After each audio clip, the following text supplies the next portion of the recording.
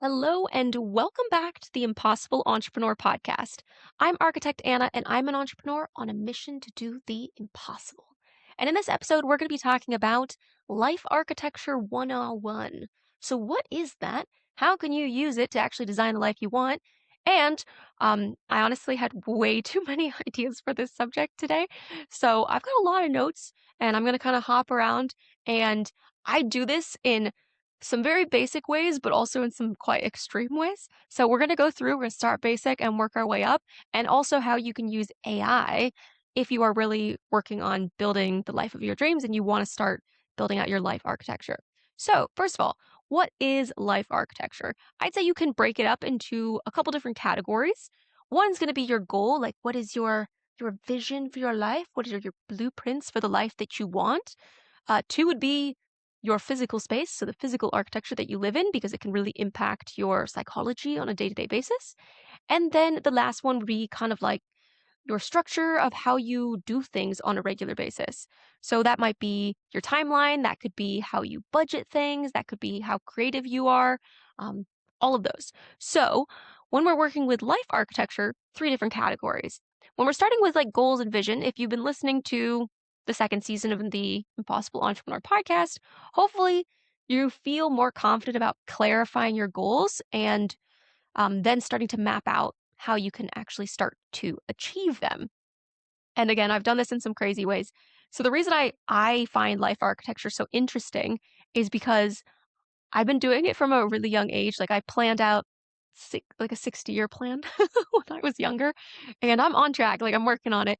But because I did that, I very much am like designing my life in blueprints from short term to long term, understanding the structure, what works together, what doesn't, what benefits each other, what doesn't. I tend to think of it like a tapestry, and like you don't need to be doing that. Like if you want to have a 5-year plan or just like a vague vision of what your future looks like, then that is also a really good starting point. I just find it to be like a really, really interesting subject. Your physical space, I have always found that super important. I guess it depends on how like sensitive you are. I'm quite a sensitive person, but if you know that you need to live somewhere like comfortable, whatever comfort might mean to you, then you might start to prioritize that as part of your life architecture. For me, that was like super important. Sorting out my finances, sorting out being able to live alone, having the headspace I needed to do all of the work that I wanted to do and know that I could like sleep relaxed. I'm quite a light sleeper. So that was really important to me. For you, it might be something completely different. It might mean like you want to live out in the countryside, you want the world to be quiet. Like I live in the center of a big city, so it's loud sometimes. So it really depends, but I think the physical space can also be super important. And also from an architectural perspective, it was always hugely important in the design work that I've done. Having lots of natural light is key. If you can ideally find a flat or house that is south facing, that could be really helpful. Direct sunlight can be great. Also, direct sunlight reduces the chance of mold in your flat or house, which is good. If you have like a dual aspect house, where maybe you have like windows on both sides and you can look out, that's great. And it's also great for ventilation. You can do cross ventilation, cross vent, and let air flow in from one side of your house out to the other. That can also be really great for your health. So yeah, physical space. I mean, I don't want to get too nerdy architecturally, but it can be hugely beneficial. I also really like high ceilings. I feel like it helps me give that sense of awe on a regular basis. So finding a flat with like a double height space was really important to me. So I could just look up and be like, wow, it's so nice. And like double height windows as well. So you can just see the world. I think that's great. Also, like the view that you have, if you have control over that, not having like other buildings like directly in front of your window for overlooking purposes, privacy purposes, but also it's just nice like to look. I think if you can look further away, it gives you more things to think about. So that's nice. So physical space is a big one. Yeah, obviously having goals for your life and creating a vision for that and then a blueprint, key. And we've talked a lot about that already in season 2. And then the last part is the structure. So like budgeting, planning, how creative you're going to be. And that could be really basic. So for me, I'll give like a really simple example in case you're like, okay, but it's not like budgeting for a giant mansion. What are you talking about? Just regular budgeting can be cool. So I knew that I like takeaways. I mean, who doesn't? I like, ordering pizza like the next best person, but I don't like having to pay for takeaways because they're quite expensive, and also they do take a while. So what I found out was just like, what do I like to eat most? And then what's a good enough version of that that I can get like frozen and just have on hand, and also that is reasonably healthy. So instead of like ordering a pizza from like Papa John's or Domino's or wherever, I would then have like a decent, healthy frozen pizza in my freezer, and then I'd have it whenever I needed to. Same thing with like if I wanted like spring rolls, I'd find like a decent tasting, healthy version, have it in my freezer, which then is like significantly cheaper, healthier, also more convenient. So for me, that was like a win, right? Didn't have to spend money on takeaways. Honestly, I rarely get them. So that was a good way for budgeting. And honestly, you can do that with like so many different areas of your life if that's something that's important to you. I think I know I talk a lot about finances, but I think it's really important to be financially responsible, to have goals with your finances, to be organized, and to just try to be as financially independent as possible. Um, I mean, I believe like everyone should try to have financial independence if they can, because it's empowering. It means you have more control over your life. You've got more options, and I think you can have more adventure if you want, if you have some extra to play around with. So that's really good. So with life architecture, yes. What's the main vision for your life? What are you going to do on a regular basis to actually like make that happen? How are you going to break that down? What is your current living space? And also, how creative can you be with the process and the timeline? So those are like the basics when it comes to like life architecture. And I'm going to take it on a whole different route now. So one thing you can do is you can actually audit your current life architecture in case you're like, well, I'm not sure if I'm on the right track. So if you keep your goals in mind and you actually just start to look at like identify what you're spending your energy, time, and money on, and your like finances in general, then you can start to see like based on your long-term goal, are these things benefiting your long-term goal or hurting it? And if they're benefiting, cool, how can I do more of them? And if they're hurting your long-term goal, how can you maybe like reduce or mitigate or manage them? So you can look at those different areas. Yes, look at what you're spending your energy on. I think energy is a big one that kind of gets overlooked a lot of the time. Um, it's definitely been big for me as an entrepreneur. I mean, there's probably a lot of you who are getting into entrepreneurship. I hear from some of you guys, and you're like, I'm just getting started. What do I do? I think energy is a big one, and I don't mean it like an ooh, like energy. I mean, literally, are you tired in the morning or the evening? What tasks do you do best at different times of day? Based on your goals, what do you need to get done? Like, what are little key performance indicators that you can do every day that might like push the needle forward? And then if you know that you need to do it, when's potentially the best time of day for you to do it? Is it something you need to just like knock out first thing, get it out of the way? Or is it something you could do later because you are a night owl and you're very creative? So I think tracking your energy of like what you can do well when is really, really useful. And then you could plan out your days a lot better. I was teaching a session on like time optimization. And yeah, I mean, you can do calendar blocking to track your time. You can do like a weekly schedule where you track out like every single day what you're doing, what you're spending tasks on. That can be for a life admin perspective, or it can be for your work. And then you can look for the areas of inefficiency and then potentially see if you can remove them or change them or at least have awareness of the situation and then look at options to improve them, which could be automation, could be AI, could be like tons of different things. Okay.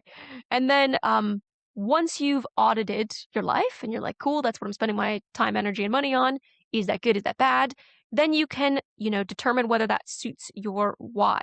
And your why is going to be your purpose, your vision. I've talked about ikigai, Japanese philosophy for like your purpose in life. And that's, the intersection of what you're good at, what you love doing, what you can get paid to do, and what helps the world. Always, I think that's a good one to add in. If you can do things that help others or that help the world, then amazing. Like I work in AI and some people don't like that. Like they don't like AI, which is fine. It's a tool that you've got. But I try and use AI for good. I try and use AI to help people and humans and only build things that are going to benefit others. I know there's lots of different AI tools that are being built that kind of have a negative effect on humans. But it really depends on what your goals are, what you're passionate about, and where you put your energy. So, okay, life architecture. I feel like you've got it down. You've done your audit. I mean, you can always pause here and do that as homework if you want. And then if you can lock down your why, this might be something that's like emotionally resonating with you that will help you drive forward all of your goals and all of these changes that need to be made. Because change is not it's not a comfortable thing to do. And if you know that what you're doing now doesn't benefit your long-term goals, that doesn't necessarily mean it's going to be easy to make the changes. Like for me, I started my business, but I I had difficulty pushing through not making money early on. And so I would just kind of like try to numb myself and distract myself by, watching YouTube all day. Every time a video would end, I'd get this like surge of panic. And then I would just press play and watch the next video. And then I kind of just like went cold turkey. I cut off YouTube. I stopped watching TV shows, movies. I cut off social media and then slowly like added them back in and then again slowly reduced them. So if cold turkey works for you, whatever your issue might be, then go for it. If taking things out slowly works, honestly, I feel like that's a more sustainable way. Now I don't really look at any social media. I post regularly, but I don't have any platforms on my phone, which is really helpful. They're just on my laptop. And my laptop, I normally do work. So if you can kind of like compartmentalize and segregate things, it might be easier to make changes. Like try to do it sustainably, reduce one thing at a time, and you will slowly, slowly get closer towards building the life that you want, and it will be totally fine. So yeah, you've got like a vision of what you're working on. You've done your audit. You've determined your why, and then it's just about like taking action.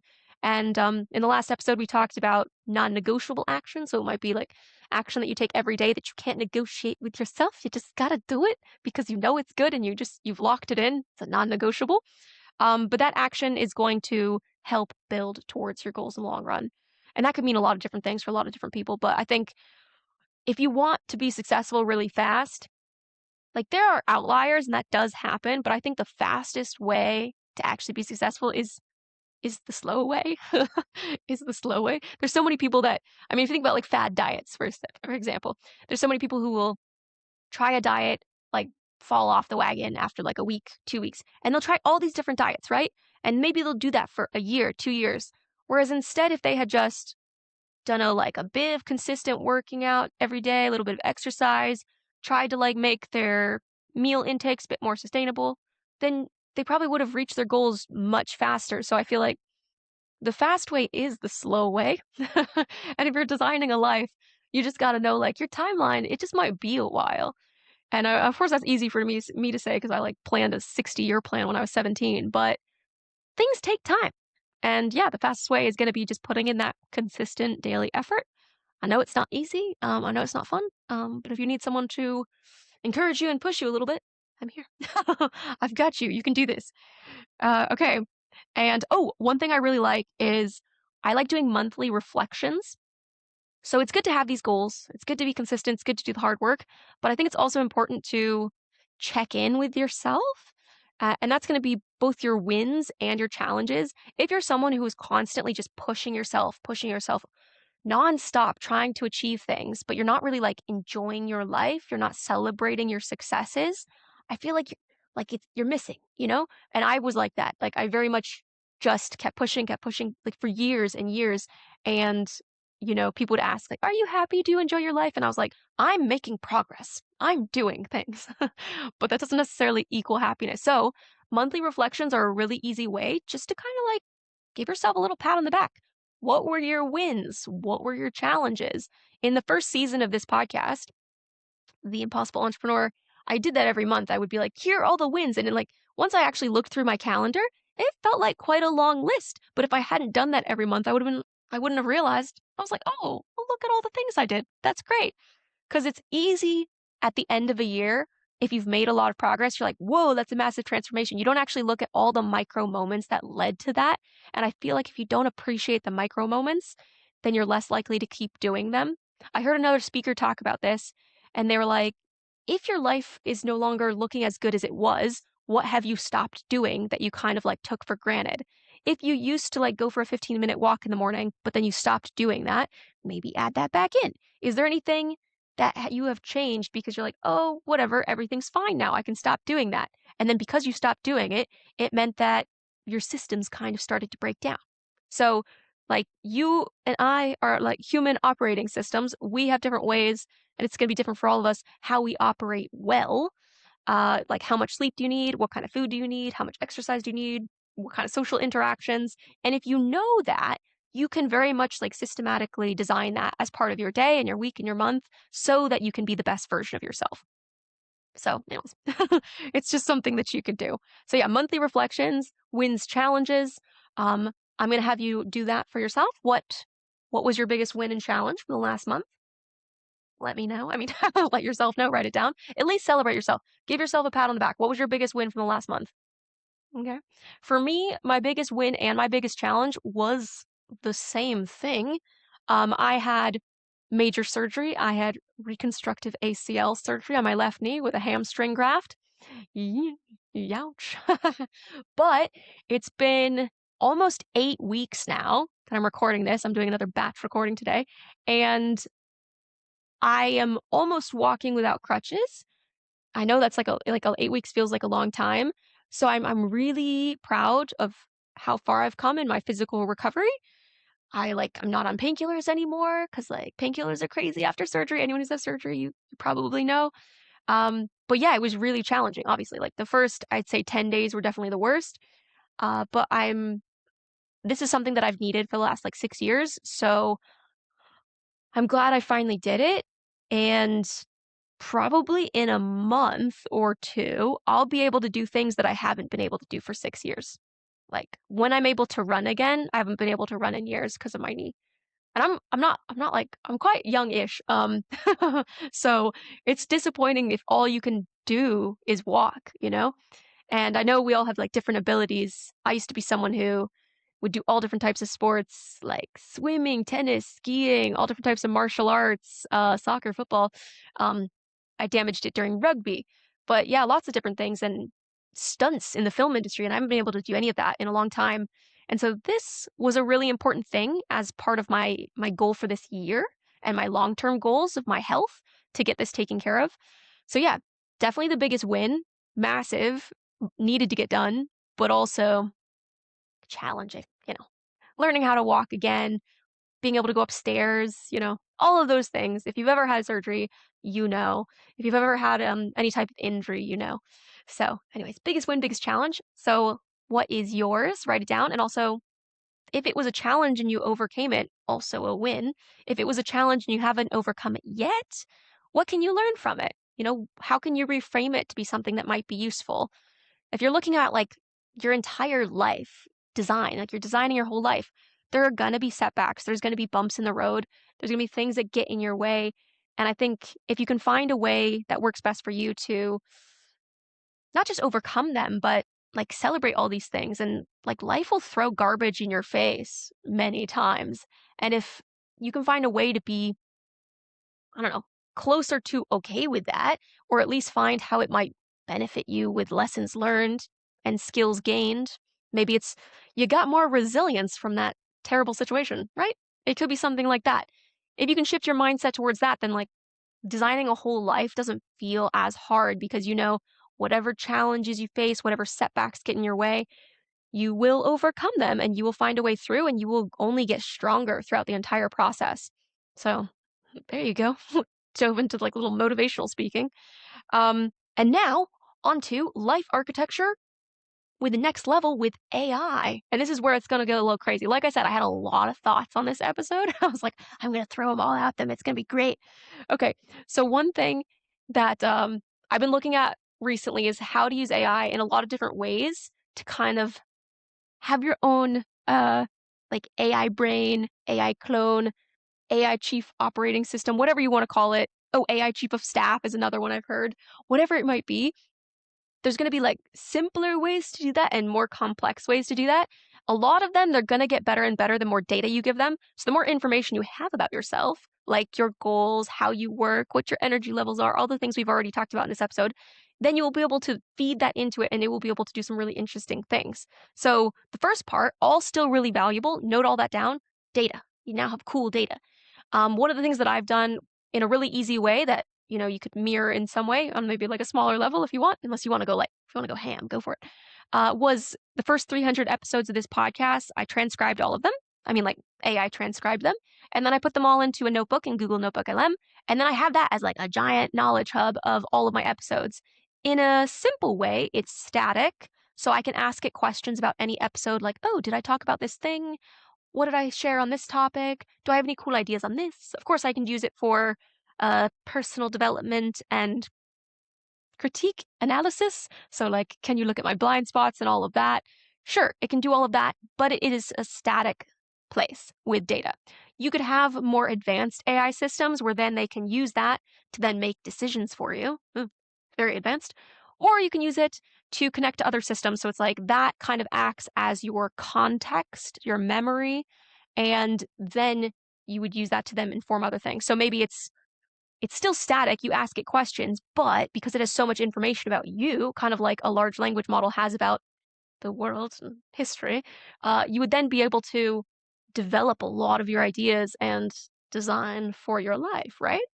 So lots of different ways to do it. One thing that I was looking at from an AI perspective was I have a lot of long-term projects. How do I track them and build this kind of like long-term AI brain that I develop? Because otherwise they're like all sitting in my head and developing slowly. So one thing I did was I signed up for, Microsoft 365 Copilot. So I have a business license for Microsoft, and then I've got Microsoft 365 Copilot, which can actually look across all of your documents and systems, which is really helpful, and it's enterprise encrypted. So I use multiple different AI tools, which is cool, which is nice and fun. But there can be security issues around different tools, especially if you're getting into more of like the agentic level. So if you are like already starting to play around with OpenClaw or Claude Cowork or AI browsers or anything like that, there are some security risks around it. So I was like, okay, I'll do some of my long-term development in a platform that has enterprise level encryption that I don't have to connect to any third-party sources. Sorry if that got a little bit techie, so fine. It's just like fun stuff I'm working on now. Just teaching a session on AI agents and AI workflows and automation. But this is still static, but basically I created a notebook for every business idea I have, and I gave it a date. So like the year that I want to start it or when I think it should be developed by. And so I have some that have already started, and I put the years that they started. So it was like 2021, 2023, 2024, like this podcast, 2024. And then it's kind of like any ideas I have, any notes, any strategic work, any data I have on it, I can put in that notebook. So I can put analytics from this podcast. I can put ideas in there. Like I'm also tracking, of course, my podcast ideas as a scheduled prompt every day in Microsoft 365 Copilot, and it's pulling together information from my emails and calendar and documents and stuff. And so it's relevant context for podcast ideas. Anyways, and I can pull all of that into one space, right? So one microbrain. And then I've got the next project and the next project and how they overlap and which one feeds into which. So I know that gets a little bit crazy. It might not be that crazy for you. It might keep it chill. It doesn't need to be insane. But I have one that goes all the way out to 2070. So that's like my 60-year plan, that timeline. 2070. And yeah, so then for that one, anytime I have a thought or idea about it, I can just put it in the notebook. So rather than it being in like a random chat bot or in like a random notebook with notes everywhere or on a scratch paper, I have so many like scratches, scribbles that I write down. It's organized all in one place. It's like having organized data, if you want to start to do more advanced things, can be fantastic. And if you really want to take your life architecture design to the next level, starting to understand like data management and how you can use it to feed into these systems to then benefit you and your goals can be pretty sweet. So yeah, whichever tool you do use, whether you are in like a Google Suite user, you use Gemini, there's Google AI Studios. So you can build out, apps and agents and things there. Again, you've got Google Notebook LM, which is a fantastic tool that you can add in lots of data about yourself if you want to have like a little mini AI brain. And that could be, this is just a notebook on, your writing style for LinkedIn. You do that. So again, like each of these tools, they will have kind of like ongoing strategic folders that you can sort of use, which all have different names. And then you can also simply build out AI assistants if you know your output needs to be the same. I'm not going to get into AI training mode. We're talking about life architecture now. So yeah, I think organizing your data, how you organize it and how it communicates with other data is a good thing to be aware of when you're looking at things, especially if you're looking at them in like a really, really long-term way. If you're looking like far into the distance, how are you going to be organizing these things like over time? One thing I thought about was there's a lot of like wearable AI devices. There's the glasses now. There's clip-on ones that you can wear. There's like little necklaces that can actually transcribe your entire day and conversations that you have. of course, try and get consent from all the people you're talking to so they know they're being recorded. But then you have that. I mean, if you were to actually use that, and then what I would do if I used one of those is every evening I would then discuss with it. I'd be like, okay, here's everything that was discussed today. Ask me any questions about like why I said this, how I felt about this, my strategies behind that, so that you understand my thought process, not just the static transcription.